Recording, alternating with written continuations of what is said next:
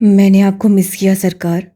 उसके सामने उसकी आंखों में आंखें डाले खड़ा वो शख्स किस बेचैनी से कह रहा था। उसके अल्फाज सीनिया की रूह तक उतर गए। वो पलके झपके बगैर उसे देख रही थी। मेहदी ने उसे संभाल लिया, उसे बगैर किसी मजम्मत के सामान उसे दे दिया। तुम ठीक हो? वो खामोश रही, बस उसे देखती रही। कुछ खाना है? मैं हॉस्टल छोड़ आता हूँ, आओ। वो नरमी से बोला। आपको कैसे पता मैं यहाँ हूँ? मैंने गैस के फ़ोन से तुम्हारे घर का नंबर चुराया, फिर कॉल की, और किसी ने बताया कि तुम इस्लामाबाद के लिए निकल गई हो। उसका सामान हाथों में लिए उसकी आंखों में देखते हुए कमाल ठिठाई से कह रहा था। आपने अपना तारुफ क्या करवाया? वो अब भी वहीं जमकर खड़ी थी। मैंने बात नहीं की, गंभीर महल की मुलाजमा ने अफरोज़ा बेगम बनकर बात की। ये इत्मीनान, ये बेखौफी वो उसे देख कर रह गई। मोहब्बत राजसारी से राहत का दर्जा तय कर चुकी थी। अब चलें, मुझे फिर कहीं जाना भी है। वो आगे बढ़ा, सीनिया उसके साथ चलने लगी। तशक्कुर से उसका दिल भरने लगा था। वो कब कहाँ कितने लोगों की कमी पूरी कर रहा था उससे मालूम भी नहीं था। या तो वो, या फिर कुछ भी नहीं। सीनिया हाकिम ने उसके साथ चलते ही ख्वाहिश दोहराई, अज़म पक्का किया, या तो वो या फिर कुछ नहीं। सरसराती हवाएं उसके बदन का मुहासरा किए हुई थीं। इस्लामाबाद की सारी रोशनियां कैसम की छत से साफ नजर आती थीं। दिसंबर की यह बस्सा हवाएं उस पे बेअसर थीं। सफ़ेद रंग की हाई नेक स्वेटर के साथ स्याह पेंट पहने वो अपने आर्ट में मगन था। छत के फर्श पे एन बीचों बीच सुर्ख गाउन रखा था। सिल्क का वो गाउन हवा के दोष पे फड़फड़ा रहा था। वो अब अपने मालिक के पास जाने के लिए तैयार था। उसका मालिक कौन था? उससे आंखें बंद की। एक मंजर उसकी ज़हन के कैनवस पे रंग भरने लगा। कैसम के सबसे बड़े बुटीक में ढेर सारे मलबूसात की तस्वीर उतारते हुए जीनिया हाकिम की हथेलियां सीने से भीग रही थीं। वो बुटीक कम कुछ शाही महल ज़्यादा था। वहाँ जो लोग थे, यहाँ तक कि वहाँ का सेल्समैन भी ऐसे ठाट रखता था कि उसे देखकर दंग रहा जाए। सुनहरी बत्तियाँ रोशन थीं। महंगे और खूबसूरत लिबास रौनकों का समा बांध रहे थे। अगर तुम्हें इनमें से कुछ पसंद आ जाए तो नोट कर लेना। उससे करीब से गुजरते कैसे एक लम्हे के लिए रुककर उससे कहा था। कोई इनायत नहीं है, कैसम के मुलाजमीन को 50% डिस्काउंट मिलता है। तुम्हें किसी ने बताया नहीं होगा। उसे वाकई किसी ने नहीं बताया था। मैं अगर 50% ज़्यादा दूँ तो? सीनियर ने पूरी तरह घूम कर उसे देखा। वो जो मसरूफ सा आगे बढ़ रहा था उसकी बात पे रुक गया, ठहर कर उसे देखा। सीनियर ने कैमरा आंख के आगे किया। सफ़ेद रंग के लिबास गैस के अप में थे। जीनिया ने उसके दाहिने पोस्ट पे फोकस किया। क्या फिर तुम मेरे लिए कोई लिबास तैयार करोगे? मैं उर्दू के कपड़े डिज़ाइन नहीं करता। उससे जीनिया के इल्म में इजाफा किया। और तुम्हारे पास इतने पैसे नहीं आ सकते कि तुम मेरी फीस भर सको। मगरूर आर्टिस्ट। और अगर मैं भर दूँ तो? जर्द पर लिबासों के दरमियान खड़ी लड़की की आंखों में बेपनाह रोशनी थी, उन मलबूसात से ज़्यादा। ये बेवकूफ़ी होगी। ये शौक होगा। मैं ही क्यों? कैसे में हज़ारों डिज़ाइनर्स हैं, झोंको अपना पैसा। तुमने आज तक किसी औरत के लिए कुछ नहीं बनाया। मैं वो पहली औरत होना चाहती हूँ जिसके लिए कैस कंपनी ने कोई लिबास डिज़ाइन किया हो। उस बहर वो नहीं जानती थी, शौर और लाशौर के कई पर्दों के पार इल्म और वजदान की कैफियत से गहरा गाँव, मोहब्बत के समंदर में डूबे, इंतकाम की गोदों से सर उठाए, जज्बात की कलमों से गैस कंपनी ने अगर पहला लिबास किसी के लिए डिज़ाइन किया था तो वो वही थी। किस्मत गैस के साथ हमेशा वो खेल खेलती थी जिसमें वो हारा तो मात, जीता तो भी शहमात। वो चंद लम्हे वहीं खड़ा उसे देखता रहा। ये एक आम सी फैशन एंथुसियास्ट की एक ख्वाहिश होती तो वो हर दफ़ा की तरह साफ इनकार कर देता, लेकिन ये सीनिया हाकिम थी। उसे इनकार करते हुए वो इनकार ना करने के 10,000 पहलुओं पे गौर करता था, कोई गुंजाइश ढूंढता था। उसी पल उसे सिर्फ एक झलक देखी, सिर्फ एक। सुर्ख रंग का गाउन कोई मुजस्मे पे सेट कर रहा था। गैस बिजली किसी तेजी से उस तरफ बढ़ा। किसकी इजाज़त से ये यहाँ लायक हो तुम? वो लोगों का ख्याल करते मध्यम लहजे में घुराया और झपट का लिबास वापस लिया। दोबारा इसे छूने की जुर्रत कोई न करे, ये बेचने के लिए नहीं है। उसे झुककर एक कॉटन में वो लिबास किसी मताए हयात की तरह का। मुलाजमीन उसे ठहर कर देख रहे थे। वो वापस सीनियर की तक आया, चेहरे पे हाथ फेरा और उसे देखा। पहला नहीं, लेकिन मेरा दूसरा डिज़ाइन तुम्हारे लिए हो सकता है। पहला आर्ट एक गरीबी का हक था, मैं दे चुका हूँ। नहीं, या तो पहला या फिर कोई नहीं। वो सादगी से कहकर दोबारा तस्वीर बनाने लगी थी। अपने पैसों से उससे कोई एक शौक पूरा करना चाहा था, नहीं हो सका। गैस का दिल हर शय से उचाट हो गया। सीने ने सफ़ेद रंग के उस कार्टन से झलकता सुर्ख कपड़े की एक झलक देखी थी। आज हाल में उस तारीख रात में इस्लामाबाद की रोशनियों में घिरे वो हवा से फड़फड़ाते उस सुर्ख गाउन को तक रहा था। आज वहाँ इजाफा था, एक सुर्ख स्कार्फ का इजाफा। वो सर ढकती थी और गैस चाहता था वो यूं ही सर ढक कर रहे। उससे गिले एक तरफ, उससे मोहब्बत एक तरफ। अब वो खुद आगे आया, संगे मुजस्समे पे टंगे उस लिबास को उतारा। अब वो उसे कार्टन में रख रहा था, एहतियात से, मलाइमत से। फिर वो उठा और मेज़ की तरफ आया। वहीं कई सारे पूरे कागज़ रखे थे, स्याही और अथवात भी, कलम भी और कागज़ भी। उससे स्याह रोशनाई में कलम को डुबोया, चींटे वापस अथवात में गिराए और अब वो कलम से उस पूरे सफ़े पे कुछ लिख रहा था। तुम्हारे नाम, यानी मोहब्बत के नाम। मेरा पहला हट, मेरी पहली कामयाबी, मेरी पहली मोहब्बत, तुम्हारा पहला हक। तुमसे शिकवे हैं, बहुत हैं, लेकिन तुम्हारा वजूद, उसकी नफ़ी करना मेरे लिए नामुमकिन है। तुमने कई और ताल्लुक़ जोड़ लिए, लेकिन हमारा ताल्लुक़ आलम अरवाह का है। मेरे एहसासात, मेरा वक्त, मेरी मोहब्बत, मेरी तमाम तर्ज़ रियासतें और मैं, यानी अब्दुल्ला ज़मान, सारा तुम्हारे नाम। अब्दुल्ला। उससे पूरा कागज़ सही किया और वापस आकर उसे लिबास के ऊपर रख दिया। अपने हाथों में वो कॉटन लिए कैसन की सीढ़ियाँ उतर रहा था। रात आ रही उसके हर हर कदम पे रोशन हो रही थी। अंधेरे छुट्टे जा रहे थे। चंद मिनट बाद कार्टन गाड़ी की अगली नशिस्त पे रखे वो सड़कों पे गाड़ी दौड़ा रहा था। धुंध में रास्ते बन रहे थे। जहाँ उसकी गाड़ी रुकी वो हॉस्टल से ज़रा फासले की जगह थी। वो बाहर निकल आया, गाड़ी के साथ टेक लगा ली। इंजन में हरारत थी, गाड़ी की लाइट्स सड़क पे पड़ रही थी। वो सिगार सुलगाए गाड़ी से टेक लगाए खड़ा था, किसी फिल्म के एक स्टैटिक मंजर की तरह। चंद मिनट बाद वहाँ एक और गाड़ी आकर रुकी। उसकी लाइट तेज थी और सीधी गैस की वजूद पर पड़ रही थी। स्याह टॉप और सफ़ेद जीन्स वाली लड़की गाड़ी से बाहर आई। उसके बाल खुले हुए थे, चेहरे पे हल्का मेकअप था। वो मुस्कुराते चेहरे के साथ गैस की तरफ आ रही थी। गैस मगर नहीं मुस्कुराया। वो उसके सामने आकर खड़ी हुई, गैस से उसे नहीं देखा, न सवाल किया न उसके सवाल का जवाब दिया। अदीबा के दिल को खटका लगा। गाड़ी में कुछ सामान है, जाओ उसे दे आओ। वो सर झटकते हुए आगे आई, गाड़ी का दरवाज़ा खोला, सामान निकाला। उसे मंजिल पता थी। वो सामान देकर वापस आई। कैसा पैसेंजर सीट पे बैठा था, सिगार अब भी उंगलियों में दबा था और आंखों में अब भी ठंडक थी। वो गाड़ी की दूसरी तरफ से आई और ड्राइविंग सीट एक मुखर के साथ संभाली। कहाँ चलना है बॉस? तुम्हारे घर, वहाँ जहाँ सब शुरू हुआ था। उसका अंदाज बदला हुआ था। गाड़ी गली से बाहर लेकर जाती हदीबा ठटक गई थी। उसे पेंट की पॉकेट से मोबाइल निकाला और नज़र बचाकर मकसूद के नंबर पे कोई मैसेज भेजना चाहूँ, मगर गैस उसके हाथ से मोबाइल ले चुका था। उसे बगैर देखे स्क्रीन बुझा दी और मोबाइल डैशबोर्ड पे डाल दिया। वो धमसात गई। ड्राइविंग पे तवज्जो दो। कैसा रहा ट्रिप? नरमी से कहते हुए उससे निशित से टेक लगा ली। हदीबा ने मुख्तसर सा जवाब दिया।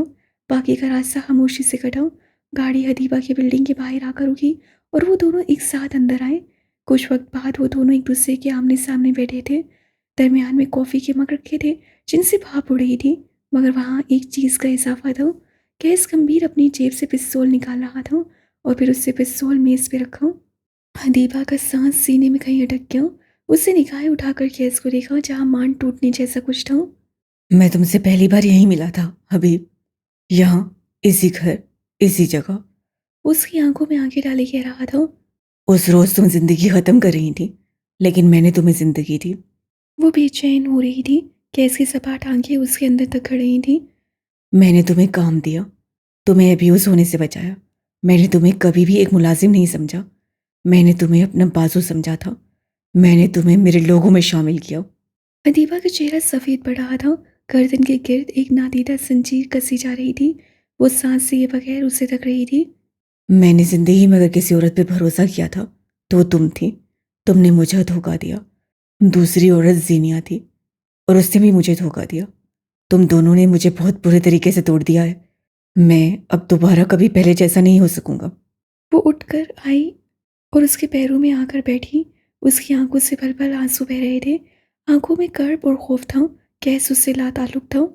मुझे माफ़ कर दें बॉस, मैं सिर्फ और सिर्फ आपका अच्छा चाहती थी। मुझे अंदाज़ा हो गया था मैंने गलत कदम उठाया है, लेकिन बहुत देर हो चुकी थी, बहुत देर। वो बच्चों की तरह उसके घुटने से सर टिकाए पूरी तरह रो रही थी। वो बेहिस्सो हरकत उसे तक रहा था, अंदाज में लाताल्लुकी थी। 1 मिनट के अंदर अंदर अगर आधा खानदान मुनर्रफ निकल आए तो इंसान क्या करे? वो पूछ रहा था, बता रहा था या कह रहा था? मैंने तुमसे कहा था तुम मत जाना, वरना गैस ढह जाएगा। तुम चली गई और मैं ढह गया हबीब। लहजे में कई ज़मानों का कर्व था, उसकी आंखों में दुख था। मैं कहीं नहीं गई बॉस, मैं कहीं जा ही नहीं सकती। I owe you, I owe you. मुझे सिर्फ एक बार माफ़ कर दे, सिर्फ एक बार। सबने मुझसे कहा एक औरत को राजदार बना रहे हो, बहुत बड़ी गलती कर रहे हो। मैंने फिर भी तुम पर इतबार किया, तुम्हें अपने राज दिए, तुम्हें नॉर्मल जिंदगी दी। और तुमने बदले में मुझे क्या दिया हबीब? फरेब? क्या मैं डिजर्व करता था? मैं सब फिक्स कर लूँगी बॉस, मैं हर वो काम करूँगी जो आप कहेंगे। बस मुझे माफ़ कर दे। मुझे पता नहीं क्या हो गया था, मैं पागल हो गई थी, लेकिन मेरी नीयत बुरी नहीं थी। मैं आपका भला चाहती थी बॉस, मुझे माफ़ कर दें प्लीज़। गैस से झुककर पिस्तौल हाथ में ली और उससे घुटना झटक कर दूर हटाया। हदीवा ज़मीन पे हाथ मारते हुए पूरी तरह रो रही थी। गैस से पिस्तौल उसके माथे पर रखी और ठंडी नसों से उसका चेहरा देखा। मैंने कितना सोचा तुम्हें क्या सजा दी जाए, लेकिन मैं हर दफा नाकाम हो जाता था। तुम बताओ, क्या मैं तुम्हें मार दूं? वो पिस्तौल उसकी पेशानी से गर्दन तक ले आया, दबाव बढ़ाया तो उसकी आंखों से बहता सयाल मजीद रवानी से बहने लगा। या मैं तुम्हें जिंदा छोड़ दूं, आजाद, बेफिक्र? उसकी गर्दन से वो पिस्तौल उसके होंठों के करीब लाया, फिर आगे को झुककर पिस्तौल सारी की सारी उसके मुंह में डाल दी। वो बुरी तरह रो रही थी, आंखें बंद किए थर थर कांप रही थी। मौत खौफ होती है और वो सरापा खौफ थी। अपनी सजा मुंतहिब करो हबीब। वो लातुल की आंखों की सुर्खी और सरसराहट, उससे कोई भी खौफ खा सकता था। अदीबा नवाज से चेहरा हाथों से साफ किया और आंखें बंद कर लीं। कपकपाते लब और लरस से हाथों से अपनी मौत को कबूल किया। वो अब तैयार थी, जो कुछ उससे किया था उसकी सज़ा मौत ही होनी चाहिए, मौत ही हो सकती थी। कैसे ट्रिगर दबाया, क्लिक की आवाज़ आई मगर गोली नहीं चली। कैसे पिस्तौल वापस खींच ली। ये पहली बार हुआ था। अदीबा शशर रह गई, मैं तुम्हें मार नहीं सकता। लाचारी से कहते हुए पीछे हुआ। बहुत मोहब्बत करता हूँ तुमसे। वो कह रहा था और अदीबा शौकी खौफसदा निगाहों से उसे तक रही थी। लेकिन तुम्हारे साथ भी नहीं रह सकता, क्योंकि तुमने धोखा दिया है। मैं बस एक काम कर सकता हूँ। वो उठ खड़ा हुआ, फर्श पे बैठी लड़की टुकर टुकर उसका कर्ब में डूबा चेहरा देखती रही। मैं तुम्हें छोड़ सकता हूँ हबीब, मैं तुम्हें छोड़ रहा हूँ। बॉस, उसके लब बेआवाज बड़बड़ाए, उसकी रूह जैसे कब्ज हुई थी। आज के बाद तुम मेरा अच्छा नहीं सोच सकती, तुम मेरे साथ नहीं रह सकती। तुम और मैं अब कुछ नहीं, सब खत्म। मैं तुम्हें छोड़ रहा हूँ, हमेशा हमेशा के लिए। बॉस, वो अब भी उसे देखते हुए बेआवाज शशर और शौकी थी। किसी ने उसकी रूह पे कोड़े बरसाए थे। तुमने मुझे बहुत तकलीफ दी हबीब, मैं अब किसी पे भरोसा नहीं कर सकूंगा। मैं कभी तुम्हें माफ नहीं कर सकूंगा। वो बड़बड़ाते हुए बाहर जा रहा था, उसकी आंखें नम थीं, चेहरे पे आज़ुर्दी रकम थी। जिसे वो छोड़कर जा रहा था उसे छोड़ना आसान नहीं था। उसकी चाल में लड़खड़ाहट थी। बॉस, वो दरवाजे के बंद होने पे जैसे होश में आई थी। वो दीवाना वार दरवाजे की तरफ लपकी, गैस सीढ़ियाँ उतर रहा था। अदीबा नीम दीवानी कैफियत में उसके पीछे सीने उतर रही थी। I owe you boss, I owe you. आप मुझे नहीं छोड़ सकते, आप ऐसे नहीं नहीं कर सकते बॉस, प्लीज़ बॉस। वो उसे नहीं सुन रहा था। उसके कदम शिकस्त सा थे, तकलीफ थी जिसे दिल में लिए वो जा रहा था। अदीबा कहीं सीनों पे गिरी गई थी, उससे मुड़कर नहीं देखा था। लोग उस पे चीख कर उसे मतवज्जा कर रहे थे, वो नहीं सुन रहा था। उसे खुद को गाड़ी में बैठते हुए देखा, उसकी आंखों के आगे शीशा धुंधला पड़ रहा था। ये धुंध उसकी आंखों के आगे छाई हुई थी। अगली दफ़ा गाड़ी गंभीर महल के आगे रुकी। वो चाबी मुलाजिम की तरफ उछालता अंदर आया। जर्द रोशनियां उसके गिर्द हाले बनाने लगी। शाही महल उसे देखकर मज़ीद तनफ्फुर से खड़ा हुआ। सतून उसे देखकर मुंह फेर गए। अपने से ज़्यादा मजबूत इंसान को हारा हुआ नहीं देखा गया। एक कमरे का दरवाज़ा धकेल कर वो अंदर दाखिल हुआ। दरवाज़ा बंद किया और पुश उससे जोड़ ली। गर्दन झुका दी, कंधे ढीले छोड़े। उसकी निगाहें सेध में थीं। जहाँ व्हीलचेयर पे कोई वजूद था, वो उसकी आमद से बाखबर था। कई लम्हे खामोशी की नज़र हुए, कई सादे चुप खा गई। बहुत देर कर दी अब्दुल्ला, मैं इस मुलाकात की तैयारी एक अरसे से किए बैठा हूँ। उनकी भारी आवाज़ कमरे में गूंजी। मेरे लोग मुझे छोड़कर हमेशा किसी और को क्यों चुन लेते हैं? गीले लहजे में शिकवा किया यह सवाल। तुम मौका देते हो, हालात ऐसे पैदा करते हो कि तुम्हारे साथ रहकर दम घुटने लगे, लेकिन मरने तो नहीं देता मैं। वो तुर्की बा तुर्की बोला। दुश्वारी कहाँ नहीं होती, इंसानों के सहने की सकत क्यों कम हो गई है? मौजूदा दौर का इंसान होशनास हो गया है। अब कोई तुम्हारे कदमों में बैठकर आसमान नहीं देखना चाहेगा, गर्दन उठाएगा और अपनी मर्जी के मंजर देखेगा। कैस हंस पड़ा, गर्दन झुकाए बेख्तियार हंस पड़ा। उसकी हंसी में टूटे दिल की खनक थी, उसके चेहरे पे बस आसूद की रकम थी। फिर मेरे लोग इंतजार करें, क्योंकि अब उन्हें जमीन पर पटकना मेरा फर्ज है। वो कहते हुए लॉक खोलकर बाहर निकलने लगा जब मकसूद ने उसे पुकारा। मैंने अपनी मौत का इंतजार किया है अब्दुल्ला। तुम मुझे यूं ही छोड़कर जाओगे तो मैं एक बार फिर किसी और को चुनूंगा। चुनते रहें, अभी मोहलत है। अभी मेरे दिल में थोड़ा बहुत रहम बाकी है। आपकी सजा में बहुत वक्त है। मेरे इंसान से जानवर बनने का इंतजार करें। वो चला गया, जैसे आया था बिल्कुल वैसे। मकसूद ने गर्दन सीधी रखी, लफ्ज सीधी लकीर में बंद थे। वो तैयार थे, घुटने ना टेकने के लिए तैयार, ज़्यादा से ज़्यादा क्या, मौत ना। वो तैयार थे। इस बार उसे कमरे से वापस नहीं भेजा गया। इस बार हवेली की शान वैसी गा रही थी। उसके चचा चुपचाप कंधे झुकाए हुए उसे बैठक में लाए। वो आज उठे हुए कंधों के साथ आया था। उस कमरे में एक कुर्सी रखी थी जिस पे कोई बूढ़ा फरबा वजूद परचुमान था, टांग पे टांग जमाए क्रोफर और रोनियत से। ये वो शख्स था जिसे रवायात के आगे अपना खून भी नजर नहीं आया था। उससे जिंदगी में कई कलेजे छलनी किए थे और कई करने को तैयार। बूढ़ा फिरौन रोनियत खो रहा था, क्रोफर उससे अलविदा कह रहा था। मगर अपने सामने दूसरी कुर्सी पे बैठे अपनी औलाद की औलाद को देखते हुए वो मुस्कुराया। एक और फिरौन उसकी जगह लेने को तैयार नजर आता था। वही अंदाज, वही अतवार, खिड़की से छन कर आती धूप उन दोनों के दरमियान मेज पे गिर रही थी। वो दोनों अंधेरे में थे मगर एक दूसरे को अच्छी तरह देख सकते थे। कहो फिर बराक हनीफ, तुम्हें क्या शय यहाँ लेकर आई? मेरे नाम की जुस्तजू, मेरा हक। आपको नहीं लगता आप इसे मजीद नहीं खा सकते? क्यों चाहिए ये सब और कैसे? उन्होंने मेज पर रखा सुर्ख सयाल का गिलास लबों से लगाते हुए सवाल किया। अव्वल तो हमारा दुश्मन एक है। अगर उसे चारों तरफ से ज़रब लगने लगे तो मुझे अच्छा लगेगा। और तुम, अपने बाप को बताना चाहता हूँ कि वो झूठा और मक्कार था। मुझे मेरा नाम ना देने की वजह उसकी बुज़दिली थी, और ये कि मैं उस आदमी से बेहतर हूँ जिसे उसने मुझ पे फोकियत दी। और तीसरा, हमसे सब कुछ लेकर हमारी कब्रों पे थूकना चाहते हो। उन्होंने आगे होकर पूछा। अब के बराक खामोश रहा। इकरार की हैर होती है, इनकार भी ना करना एक मुख्तलिफ मामला है। जर्द रंग की ऊंची इमारत को देखने के लिए उसे गर्दन उठानी पड़ी थी और कई लम्हे उसे गर्दन यूं ही उठाए रखी।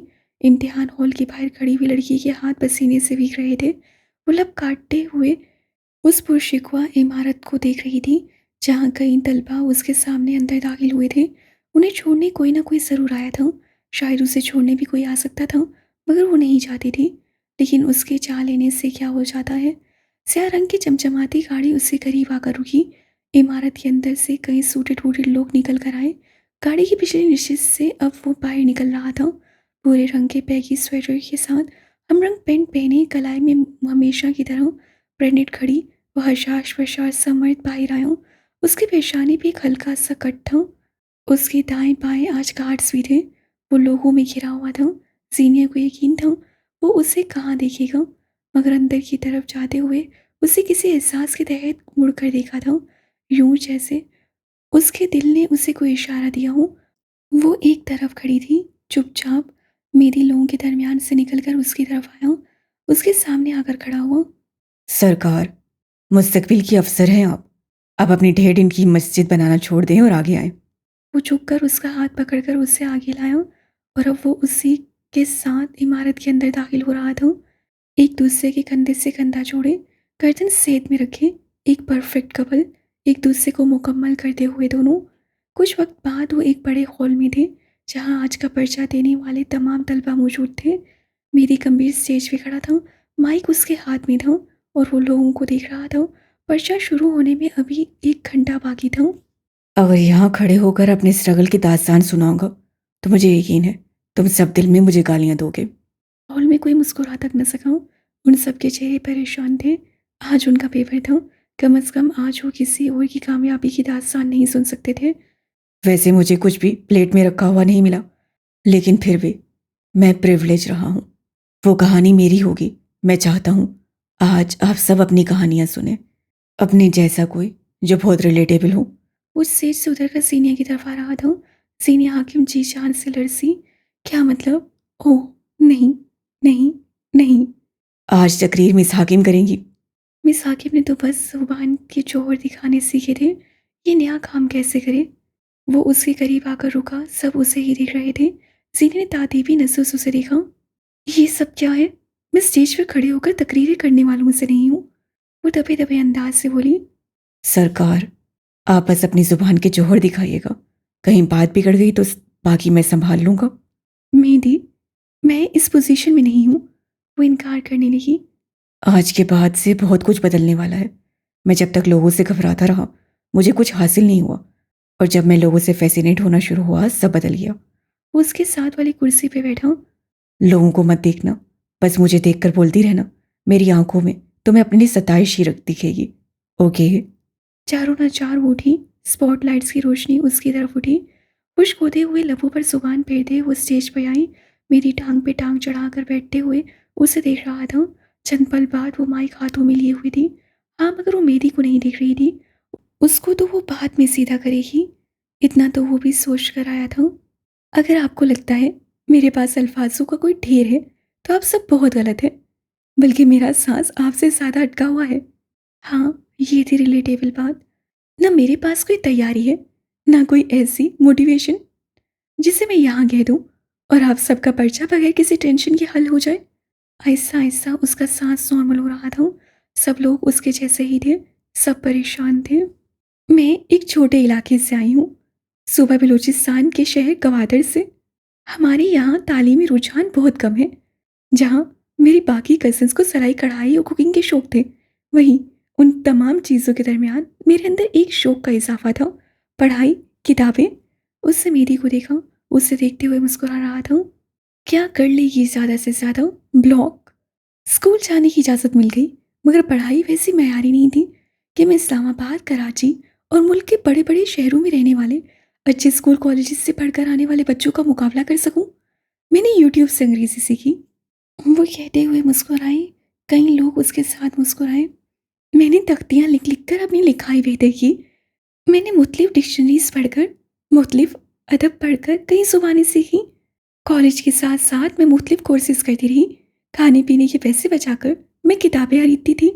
कई कई घंटे पैदल सफ़र करके अकेडमी और यूनिवर्सिटी जाती थी, फटे पुराने बस से और घिस चुके कपड़े पहनती थी।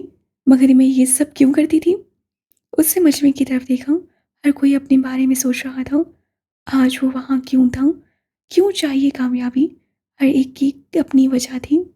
सिर्फ इसलिए क्योंकि मेरे पास चांसेस नहीं थे। मेरे पास वापसी के रास्ते नहीं थे। मैं एक आम जिंदगी गुजार कर नहीं मरना चाहती थी। ये सफ़र मेरा सर्वाइवल था। लोग मेरे खिलाफ बातें बनाते थे। मेरे ख़ानदान की लड़कियां मुझ पर हंसती थीं। मेरी पढ़ाई से लेकर मेरे किरदार और भी मेरे माँ बाप की तरबियत तक पर उंगलियां उठ जाती थीं। मैं सह रही थी और मैं सह रही हूँ। वजह वजह यह है कि पीछे देखने पे मुझे ज़िंदगी से वो वाइब नहीं आ रही जो मुझे चाहिए। कोई शक नहीं कि वो लड़कियां अजीम हैं जो घर पे बैठकर किचन संभालती हैं, बच्चे पालती हैं और अपने शोहर के पैसे जोड़ जोड़ कर रखती हैं। उन्हें मेरा सलाम है, लेकिन मैं ज़िंदगी से कुछ मुख्तलिफ चाहती थी। ये मेरा हक था। उसकी टांगें लरस रही थीं, हाथ अब भी कपकपा रहे थे। वो आलती-पालती मारे स्टेज पे बैठ गई। चेहरे पे हाथ फेरा। कोई भी काम शुरू करते वक्त अगर आप चांसेस लेकर आएंगे तो शायद आप उस काम को कर लें, शायद नहीं। लेकिन अगर आप चांसेस पीछे छोड़कर फोकस करके आएंगे तो कोई आपको हरा नहीं सकता। लोग लोग आपके घर में राशन नहीं देते।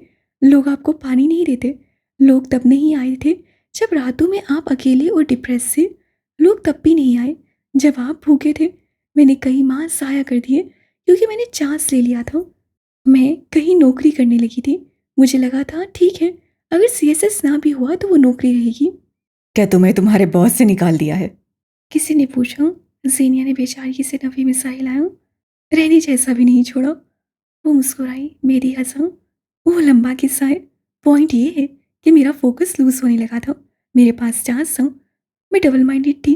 डबल माइंडेड इंसान काम नहीं कर सकता। करेगा तो बर्बाद करेगा।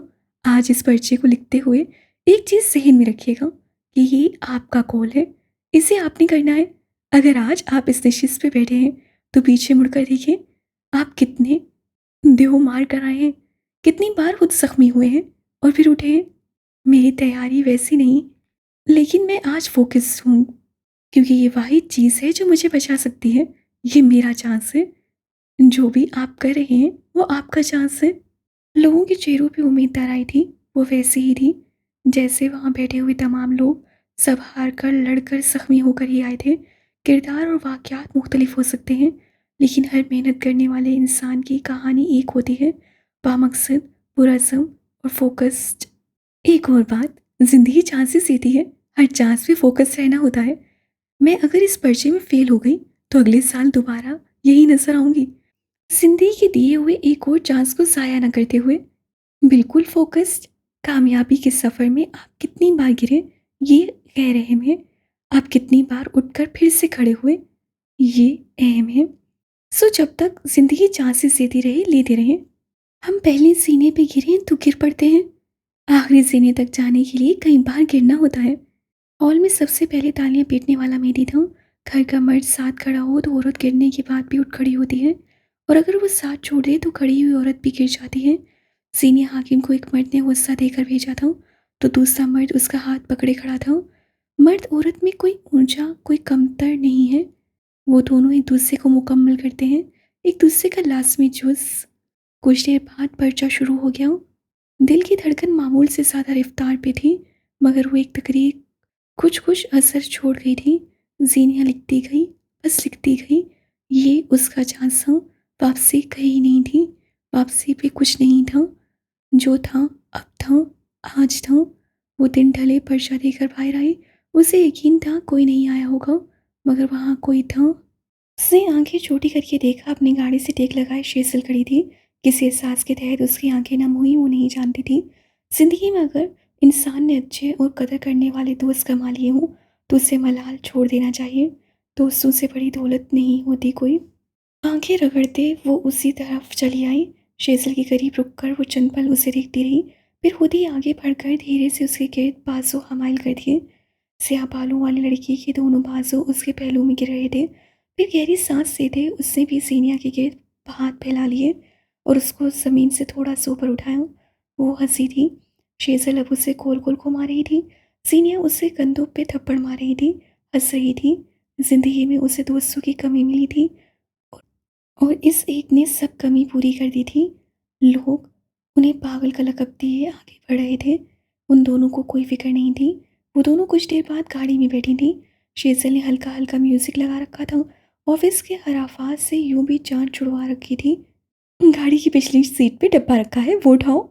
जीनिया ने मुड़कर देखा, वहाँ सफ़ेद रंग का डब्बा रखा था। उससे उठाया और कोट में रखकर खोला तो उसमें अधखाया केक था। शायद जीनिया के लिए कोई विश भी थी, मगर केक उस तरफ से खाया जा चुका था। ये केक मेरा था तो अपने दांत क्यों गाड़े? दांत कब गाड़े? पंजा गाड़ा था। बड़ा मज़े का केक था, मज़ा आ गया। जीनिया ने नफ़ी में सर हिलाते हुए चम्मच से केक खाना शुरू किया। पाइनएप्पल के इजाफी टुकड़े रखे थे। शेज़ल ने बताया नहीं, मगर जीनिया जानती थी ये उसकी पाइनएप्पल से मोहब्बत की खातिर बनवाया गया केक है। जिताना शेज़ल सिम्पसन को नहीं आता था। किसने तुम्हारा मीटर घुमाया है आज? केक खाते हुए सवाल किया। ऑफिस में कुछ लड़कियां बकवास कर रही थी, गुस्सा आ गया।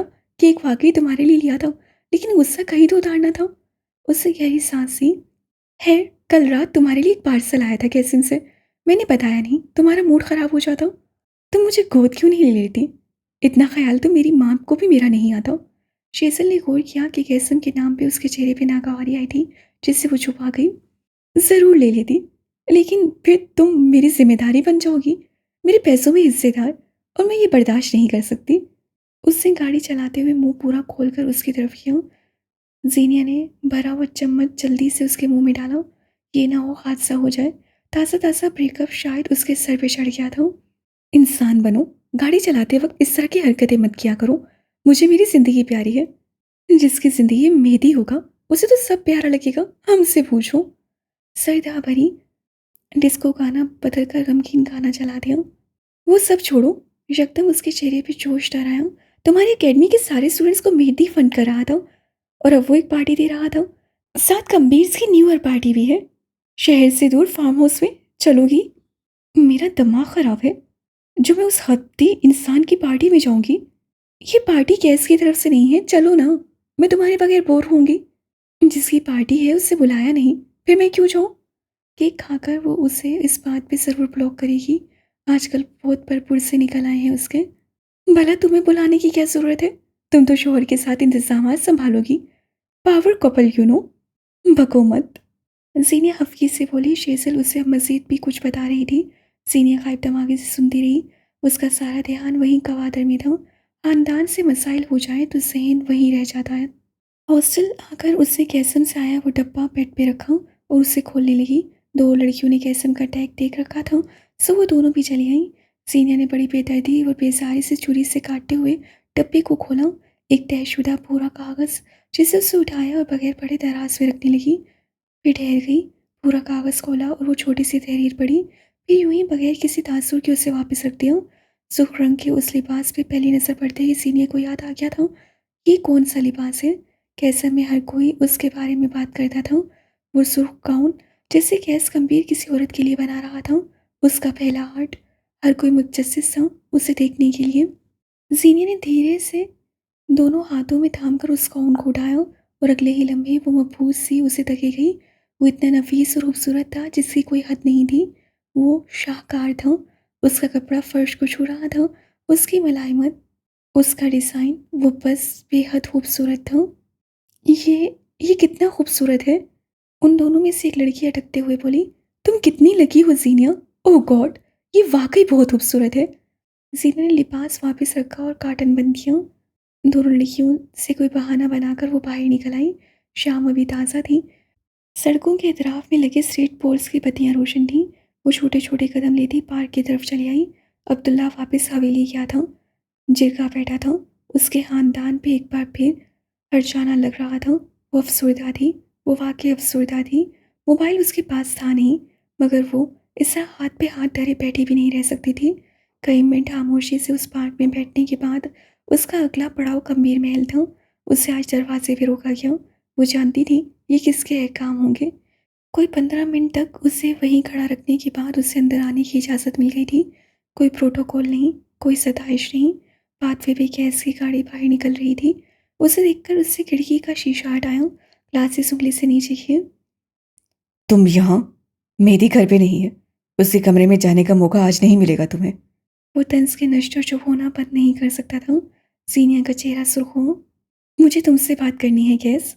10 मिनट के लिए मेरी बात सुन लो। किस बारे में? जो कुछ तुम आजकल कर रहे हो उससे आसपास सीखा। माली, मुलाजमा, गार्ड। हम अकेले में बात कर सकते हैं। तुम्हारा ज़्यादा वक्त नहीं लूँगी। उसका लहजा धीमा था। चंद माह पहले की बात होती तो हर शय पे लानत भेजकर तुम्हें वक्त देता, मगर अब? उसकी आवाज़ ज़रूरत से ज़्यादा तुर्श थी, आंखों में तमस्सुर। यहाँ लॉन में बैठकर मेरा इंतज़ार करो। मैं जब आया तो बात होगी, और अगर तुम इंतज़ार नहीं कर सकती तो कभी बात नहीं होगी। और हाँ, घर के अंदर जाने की इजाज़त नहीं है तुम्हें। अंदर जाते ही तुम रास्ते बदल लेना जानती हो। उसने शीशा वापस चढ़ा लिया। जीनिया बस चुप रही। वो चला गया। वो भी गहरी सांस भरती लॉन में रखे सोफों की तरफ चली आई। तकरीबन 1 घंटा वो वहीं बैठी रही। जो जो रात फैल रही थी, सर्दी का जोर बढ़ता जा रहा था। वो तकरीबन 2 घंटे वहीं बैठी रही। अब वो बाकायदा ठठरने लगी थी। धुंध और सर्दी बेतहाशा बढ़ गई थी। उसे गर्म कपड़े पहन कर आना चाहिए था। अफसोस गहरा हुआ। कोई 1.5 घंटे बाद दरवाज़ा एक बार फिर खुला। सीनिया ने बेख्तियार उठकर देखा। उसे मायूसी हुई कि गैस की गाड़ी नहीं थी। वो वापस बैठ गई और हाथ आपस में रगड़ने लगी। उसके हाथ पैर बाकायदा सुन होने लगे थे। सुबह वाले लिबास से मलबूस मेहदी गंभीर गाड़ी से बाहर निकला। वो आसपास से के बगैर अंदर की तरफ जा रहा था और एक गहरी राधी निगाह लॉन की जानिब उठी। वो ठटक कर रुका। चंद लम्हे मुताज्जिब सा उसे देखता रहा। वो सीनिया ही थी। वो कुछ कुछ हैरान सा उसी तरफ चला आया। सीनिया ने उसे अपनी तरफ आते देखा। तुम यहाँ क्या कर रही हो? वो उससे करीब रुककर कदर तशवीश से बोला, मैं कैसे कुछ बात करने आई थी। वो थोड़ी देर तक आ जाएगा। "उम, उससे मुझे इंतज़ार करने को कहा है। उससे बामुश्किल दांतों को सर्दी में बचने से रोक रखा था। ओके, कर लेना बात, लेकिन यहाँ इतनी सर्दी में क्यों बैठी हो? वो उसके जामनी पड़ते लब और सुरखोती नाक को देखकर मुतफक्किर हुआ। अंदर चलकर बैठो, थोड़ा इंतज़ार कर लो, आ जाएगा। उससे मुझे यही इंतज़ार करने को कहा है। मैं ठीक हूँ, आप जाएं। उठो और अंदर चलो, मेरा दिमाग मत खराब करो। वो खुरकने के अंदाज से बोला। कितनी देर से यहाँ बैठी हुई हो, हालत देखो अपनी। मैं अंदर नहीं जाऊंगी, उससे मुलाजमीन को मना किया है। मैं कह रही हूँ ना, मैं ठीक हूँ यहाँ। वो मतानत से बोली। बेटी ने झुककर उसके हाथ को छू कर देखा। वो यख था।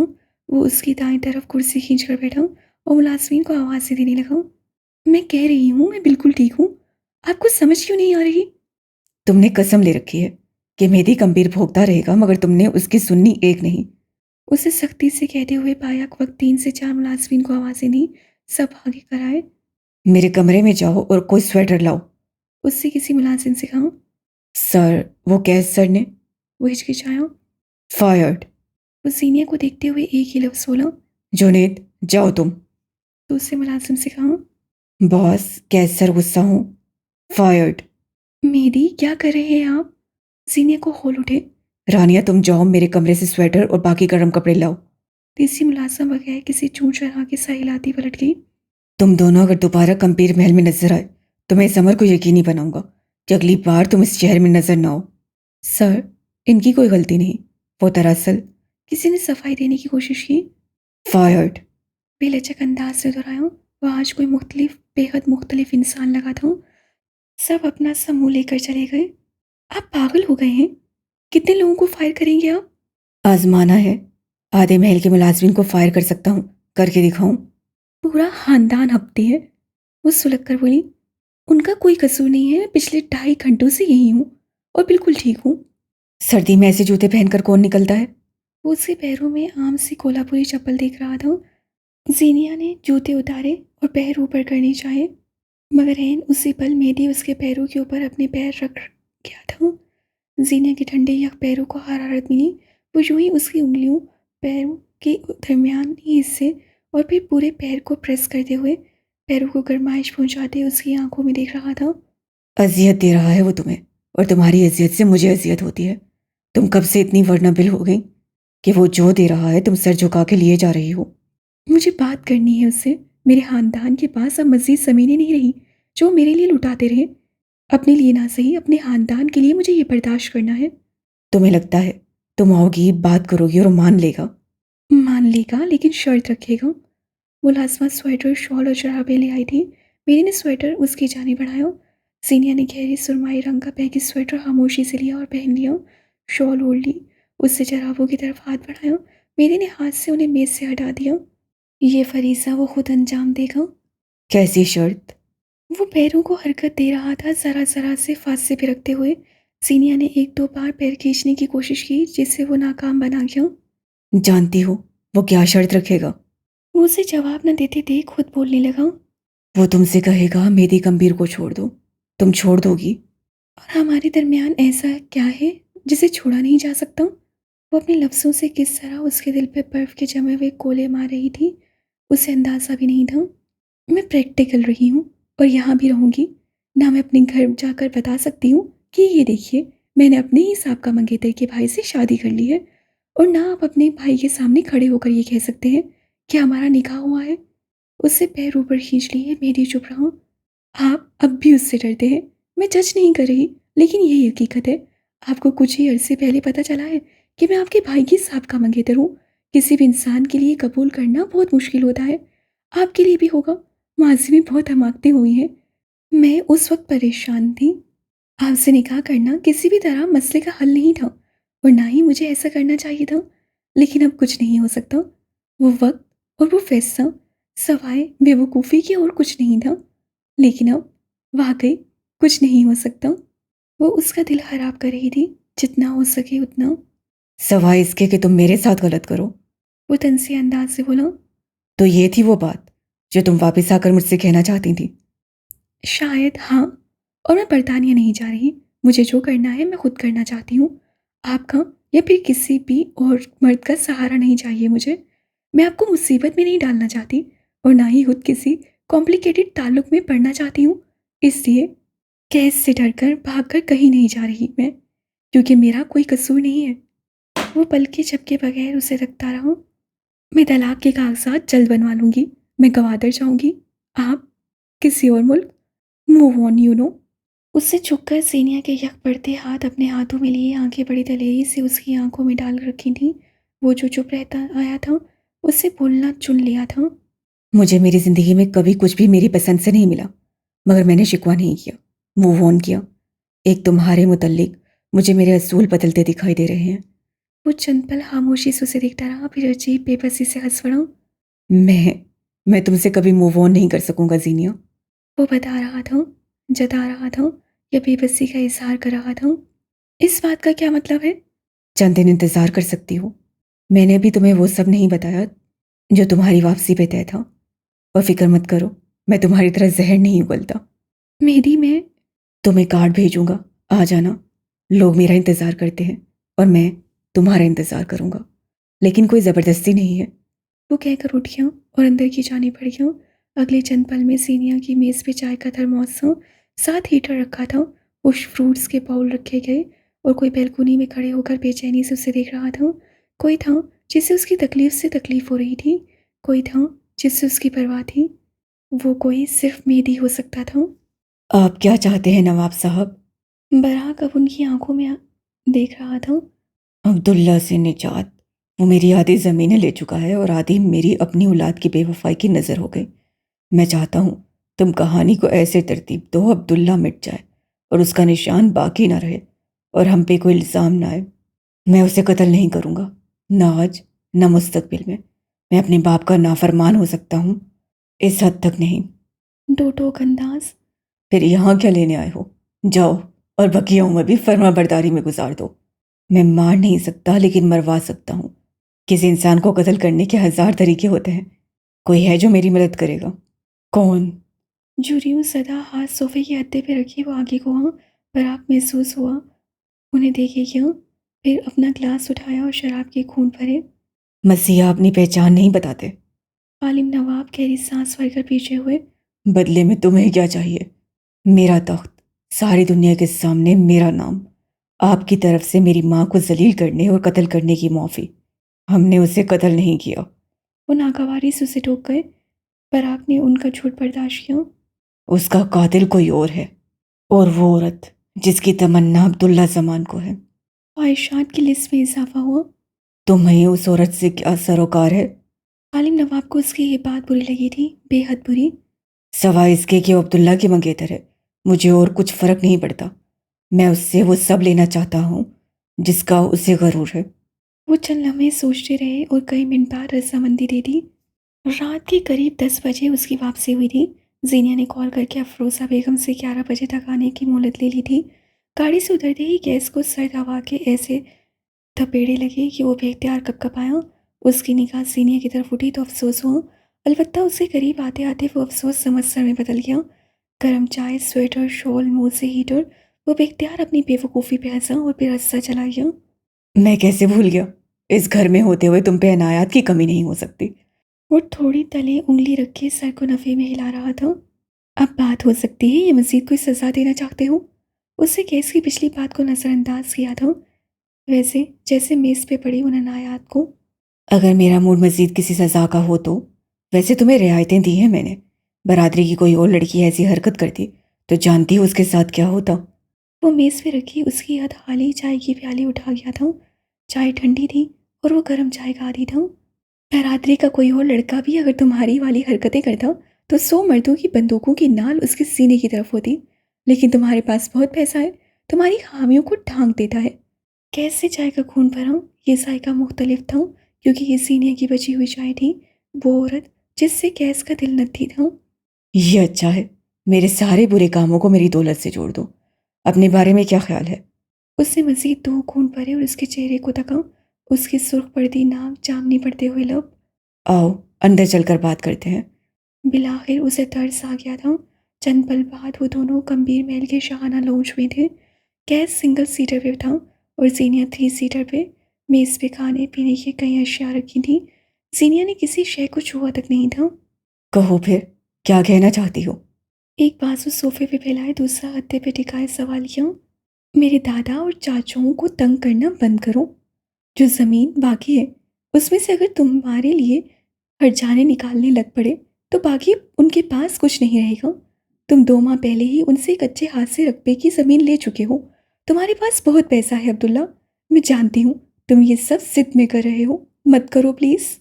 टांग पे टांग चढ़ाए, दोनों हाथ सीने पे बांध कर बैठे हुए मर्द ने हंकारा भरा।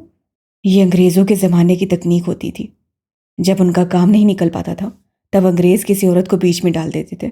तुम इस हद तक गिर जाओगी अंदाज़ा नहीं था मुझे। उसे सीनिया की मुट्ठी भींचते हुए देखी। उसका चेहरा सुर्ख हुआ। कैस गंभीर की आंखों में जख्मी तासुर था। यही चाहता था वो, यही तकलीफ तो उसे भी मिली थी जब उससे उन दोनों को एक कमरे में देखा था। अंग्रेज बड़े जीरक थे। औरत उसी के पास भेजी थी जिसका किरदार 2 टके का होता था। तुम अपने बारे में ऐसा सोचते हो? आगे होकर कांटदार लहजे में पूछा। यानी तुम मानती हो तुम वैसी औरत हो? तुम मानते हो तुम 2 टके का किरदार रखते हो? उसी के अंदाज से बोली। कैसे चेहरे पे हाथ फेर कर खुद को पुरसुकून रखने की कोशिश की। किस बात का गरूर है तुम्हें? 2 मिनट नहीं लगेंगे और मैं हाँक कर दूंगा तुम्हें। तुम्हारी कोई औकात नहीं है मेरे आगे। अगर ज़रा सी नरमी दिखा रहा हूं तो मेरा फ़ायदा मत उठाओ। मेरे आगे तुम हाँक भी नहीं हो। जीने उसी बेखौफी से उसे देख रही थी। ना वो उससे खौफजदा थी ना मरूब। तुम कोई नरमी नहीं दिखा रहे। तुम मार नहीं सकते मुझे, क्योंकि बैसाखी को कोई ठोकर नहीं मारता। मेरे घर वालों को सिच करके अपनी ताकत आजमा रहे हो और मेरे साथ नरमी महज एक ट्रॉमा है, ताकि मुझे यकीन आ जाए अब्दुल्ला जमान से ज़्यादा मोहब्बत तो मुझसे कोई कर ही नहीं सकता। तुम मुझे मुख्तलिफ तरीक़ों से तोड़ रहे हो, लेकिन एक बात लिख लो। आज आज या आज से 1 सदी बाद भी मैं तुम्हारे सामने नहीं झुकूंगी। कैस की रंगत फीकी पड़ी थी। बाज दफ़ा वो शौकी रह जाता था कि उसे इतने अच्छे तरीके से पढ़ सकता था। जब तुम्हें मालूम है मैं इतना गिरा हुआ इंसान हूं तो मेरे पास लेने क्या आई हो तुम? मैं क्या दे सकता हूं तुम्हें? मैं वाकई तुम्हारे पास से इल्तिजा लेकर आई हूँ। हम दोनों और हमारे खानदान एक बहुत बड़ा नुकसान पहले ही उठा चुके हैं। अब मज़ीद मत करवाओ। उन्हें उनकी ज़िंदगी जीने दो और तुम अपनी ज़िंदगी जियो। इस जंग को ख़त्म करो। और बदले में मुझे क्या मिलेगा? क्या चाहिए तुम्हें? तुम। अब भी? हमेशा। उसे ढेर सारा थूक निकला। फिर सीनिया को देखा। तुमने बहुत गलतियां की हैं जिनके लिए मैं तुम्हें कभी माफ़ नहीं करूंगा, लेकिन मैं तुम्हें छोड़ भी नहीं सकता। मर्जी और मंशा से तुम्हें आना मेरे पास ही है। ना आई तुम्हें लेकर आना जानता हूँ। वो ताज्जुब से नफ़े में सर हिलाते उठ खड़ी हुई। बगैर कोई जवाब दिए वो रोबोटिक अंदाज से बाहर जा रही थी। ये आदमी रसाई से बहुत दूर था। मेरी बर्दाश्त मत आजमाओ। जो कह रहा हूँ वो करो। मेरे पास आना तुम्हारे इख्तियार में नहीं है, लेकिन मैं नरमी दिखा रहा हूँ ताकि तुम मेरे पास अपनी मर्जी से वापस आओ। वो सख्ती से घुराया। ये इस जिंदगी में मुमकिन नहीं है। मैं तुम्हारे पास कभी वापस नहीं आ सकती। इससे पहले कि वो चौखट पार कर दी, कैस उठकर उसके पास गया और उसका बाजू पकड़कर अपनी तरफ घुमाया। आंखों में कहर था और गिरफ्त आईनी। तुम्हें ना नहीं कह सकता मैं। यहाँ से खाली हाथ भी नहीं भेज सकता मैं। इसी बात का फ़ायदा उठा रही हूँ। वो उसे दरवाजे के साथ लगाए खड़ा था। बाजू पे सख्ती बेइंतहा थी। सीनिया की आंखों में पानी भरने लगा। वो गर्दन उठाए उसे देखती रही। यही बेजारी, यही कुल्फत होती थी मुझे जब तुम हर दफ़ा मुझे धुतकार देते थे। ये मेरे बाजू पे तुम्हारी सख्ती असर नहीं करेगी।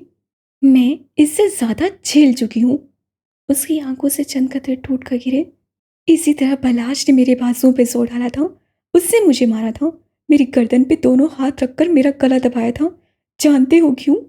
कैसे उसके बाजू छोड़ दिए और पीछे हुआ। बालों में हाथ फेर कर खुद को पुरसुकून किया। उसकी ये जरूरत इसलिए हुई क्योंकि तुमने मुझे छोड़ा अब्दुल्ला। तुमने दुनिया के सामने मुझे जलील किया। बलाज को ये तुमने बताया कि अगर एक मर्द मुझे जलील कर सकता है तो दूसरा भी कर सकता है। खुद पे आई है तो काज और अफेक्ट्स याद आने लगे। और वो जो मैंने झेला उसका क्या? तुमने मुझे तकलीफ दी है और जो याद रखी वो अपनी तकलीफ। तुम बहुत खुदगर्ज हो। मैंने तुम जैसा खुदगर्ज आदमी नहीं देखा। खैस असल ये बगैर आगे आया और उसका बाजू देखना चाहा। सीनिया ने उसे सीने पे धक्का देकर उसे दूर हटाया था। मैं सिर्फ देख रहा हूँ। जाहिल औरतों वाली हरकतें क्यों कर रही हो? मैं यहाँ आने पे लानत भेजती हूँ। दोबारा मुझे हाथ मत लगाना, वरना इस लम्स पे लानत भेजूंगी। वो लब खींचे हुए एक तरफ हूँ। घर जाओ और अगले कुछ दिन मुझे अपना चेहरा मत दिखाना, वरना दोबारा किसी मर्द पे लानत भेजने जैसी नहीं रहोगी। वो कहकर रुका नहीं, लंबे लंबे टक भरता वहां से चला गया। सीनिया हाकिम के अगले कदम हंसा और कुल्फ में डूबे थे। वो कैसे, कहाँ, क्यों फंस गई थी? 29 दिसंबर की रात उस भेद से नावाकिफ थी कि 31 दिसंबर की रात अपने साथ कैसा स्यापाप लाने वाली थी। गंभीर महल में उन दिनों रौनकें हुआ करती थी। नए साल की तकरीब का चर्चा कई दिन तक अखबार और मैगजीन से होता रहता था। इस साल ये तकरीब पहली बार गंभीर महल की बजाय सरवर फार्म हाउस से मुनक्किद की गई थी। उदास कर देने वाले जिक्र छोड़कर उस आले शान महल की कई राहदारियां तय करते हुए मेरी गंभीर के कमरे की तरफ आऊं तो नीली रोशनी की बजाय आज उस कमरा सफ़ेद रंग की रोशनियों में डूबा था। कमरे की सेटिंग में बहुत कुछ बदल गया था, सवाए उसके बेड के। सुरमाई रंग की टी शर्ट और ट्राउज़र में मलबूस हुआ अशरफ से हुलिये में था। शिव हमेशा की तरह पड़ी हुई मेरी गंभीर के कमरे का दरवाज़ा खोलकर वो अंदर दाखिल हो तो वो उसे सामने ही शीशे के सामने मेरी खड़ा नजर आया। गहरी सांस से थे, शानों से हर बोझ झटक कर वो आगे बढ़ आया। मेरी ने उसे नहीं देखा, हालांकि उसकी मौजूदगी से वाकिफ था। गैस उसके आँख में आकर खड़ा हुआ और मेरी के हाथ से ब्रश ले लिया। वे कंधों से थामकर उसका रुख अपनी जानिब किया। उसकी निगाहों में आज नरमी थी। तुम 9वीं जमात में थे जब तुम्हारे किसी क्लास फेलो ने तुम्हारे सामने मेरे बालों का मजाक उड़ाया था। तुम उससे लड़े, बकायदा उसका सर फाड़ा, और अगले दिन मेरे 1000 फटकार के बाद तुम सुबह सुबह आकर मेरे बाल बनाने लगे। मैं तुम्हें डांट देता था, लेकिन तुम ढीठ थे। वो बेहद नरमी से कह रहा था। मुझे बुरा लगता था जब कोई तुम्हारे बारे में बुरा बोलता था। मुझे अब भी बुरा लगता है, क्योंकि तुम मुझसे मोहब्बत करते हो। जिनसे मोहब्बत करते हो उनके खिलाफ कहाँ कुछ सुना जाता है। उससे मेरी के बाल अच्छी तरह सेट किए और ब्रश वापस रखा और वो अपनी जेब से कुछ निकाल रहा था। हम दोनों ने बहुत कुछ साथ देखा है, लड़े झगड़े, मार खाई, मारा, लेकिन हम अलग नहीं हुए मेहदी। हम इस बात से इनकार नहीं कर सकते कि नफरतें चाहे जितनी मर्जी बढ़ जाएं, हमारे दरमियान मोहब्बत है और रहेगी। वो जेब से निकाले हुए डायमंड कफलिंग्स उसके शर्ट के कफ पे लगा रहा था। मैं चाहता हूँ हम दोनों भाई सब भूल कर आगे बढ़ जाएं, क्योंकि तुम मेरे भाई हो और मुझे उसके लिए क्या करना होगा। मेरी के चेहरे पे कोई जज्बातियत नहीं थी। कैसे मजबूती से उसके कंधों पे हाथ जमा दिए। उसकी आंखों में देखा, हर शय, हर नफरत दूर पड़ेगी, चाहे वक्ती तौर पे ही सही। जीनिया हाकिम पे 10 बरदारी दो। मैंने इस महल के लिए और तुम्हारे लिए बहुत सारी कुर्बानियां दी हैं, मगर जिंदगी पे कुछ हक मेरा भी है। कुर्बानियों का सिला मांगने वाला बदनस्ल कुत्ते जैसा होता है। उसे झटके से अपने कंधे छुड़वाए। किसी किस्म की मरवत दिखाना आज उसके बस में नहीं था।